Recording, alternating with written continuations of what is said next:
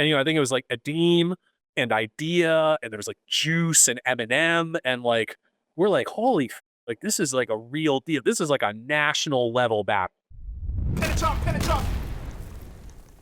So like you end up finding out about Scribble Jam from what, like a magazine? So one of my best friends, and he was in the Deadly Scribes, and then he stopped rapping and just did graffiti, but he stayed in the Scribes. Like we had a graffiti writer, and it was my boy Scooter, who's been one of my A1 day ones. He had him and an identical twin brother Mark, and they were like underground street skater, like Zoo York type kids. And Scooter used to go to a skate camp in Pennsylvania called the Woodward Skate Camp. And Scooter's skate camp, kids were coming from all over the country to go to Woodward or whatever. So he met a lot of other underground hip hop type skaters from other parts of the country at that time.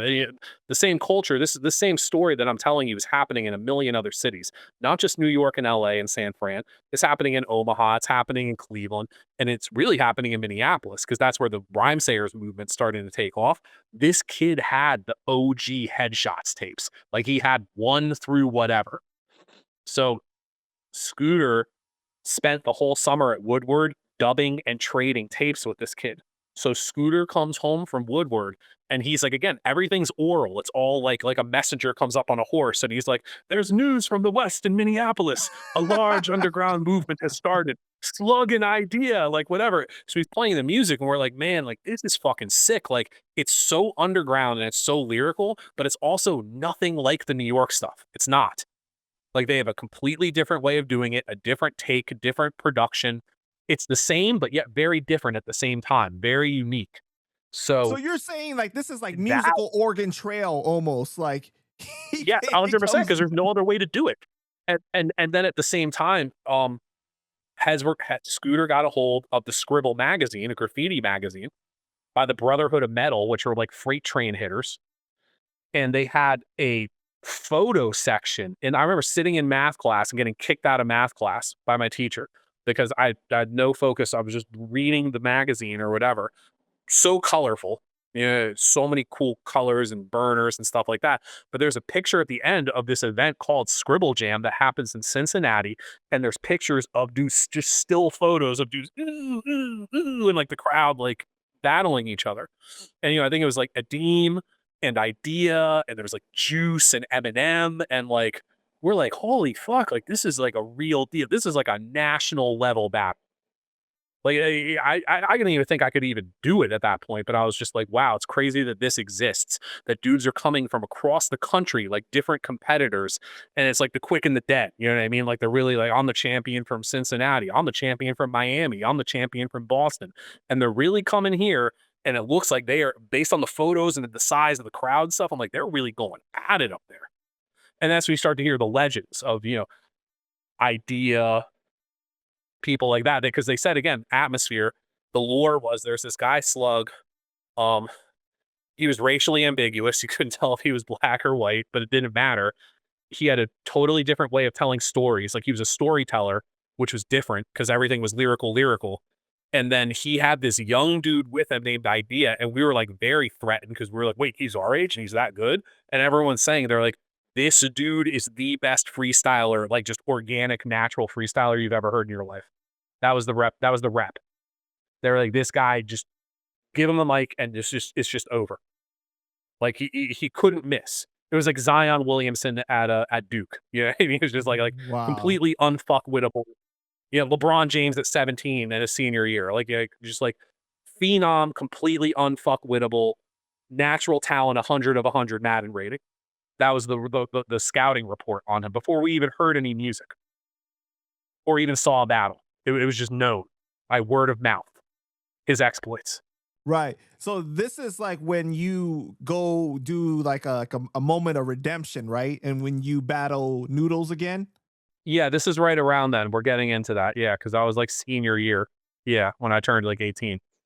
Yeah. Because this is when you're starting to build up like your basically your resume of like battles that you've done so that you can show to get into Scribble, right?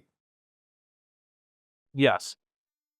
Yeah, exactly. And this battle, was videotaped, aka there was literally a dude with a Bob Saget, America's Funniest Home Videos camcorder videotaping it, but that was like huge, huge.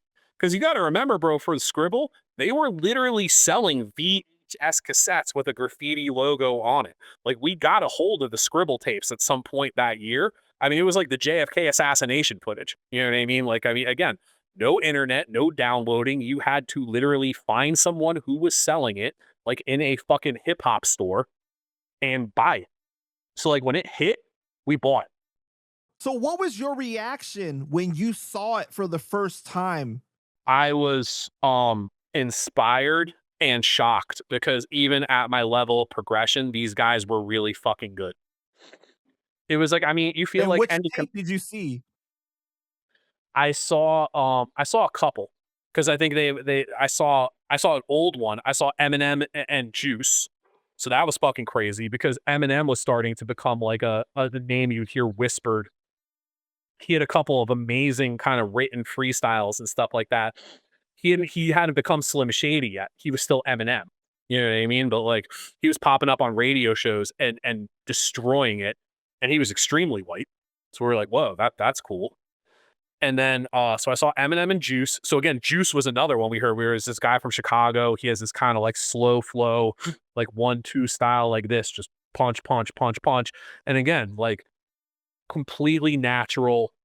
They said, like, again, like a boxing style, they're like, he'll wrap you up. You can't get inside him. Like, there's nothing, you know what I mean? Like the 1-2 is always going to hit. He's going to push you back with the first line, then come over the top with the second, knockout every fucking time.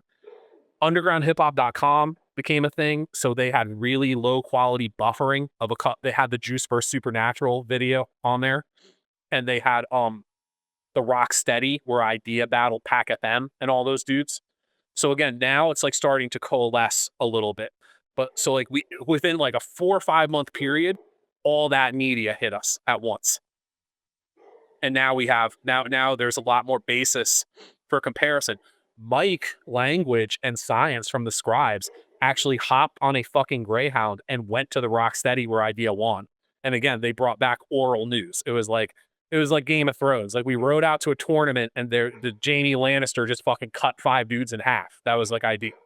They were like, this dude was laying people the fuck out. Like New York's best underground battle MCs came up against him, and he just literally heads falling off, just cut them in fucking half, just walk through them like it was nothing. And you know they would remember only 1 or 2 lines. So it's like I think he said to PackFM, "You're standing there with your arms folded to cover the moment that your fucking heart exploded," and we're like, "Wait, he said that situationally, like just off of." You gotta remember, this is like 30 years ago. Like that level of speed. So you felt like a boxer, like, you know, you're like seeing a shit. You're like, these guys have blinding hand speed, not hand, like lyrical speed, but translating it. Or like, again, like Game of Thrones, you're like watching a swordsman. You're like, this dude is so fast with the fucking sword. You know what I mean? Like, what the fuck can you even do against someone like that? Yeah, and I want to make sure that people understand that yes, in 2026 now, when you guys are hearing that line, you might be like, "Oh, that's whatever," but come on, he had to walk in order for other people to run. Like, you know what I'm saying? Like, it's just like when you see Yeah, like that's a you don't understand. You don't understand, bro. 30 people can't let go of the permeation of the culture and how saturated it is. Like 30 years ago, man, you weren't doing that. No one was. That was not on 99.9% of the rapper's ability or bandwidth or menu. You had to see people do it to know that you could do it to get that good to do it. right.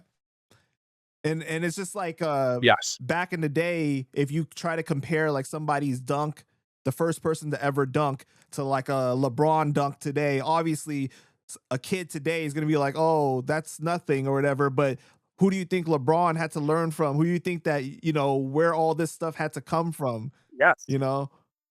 Yes.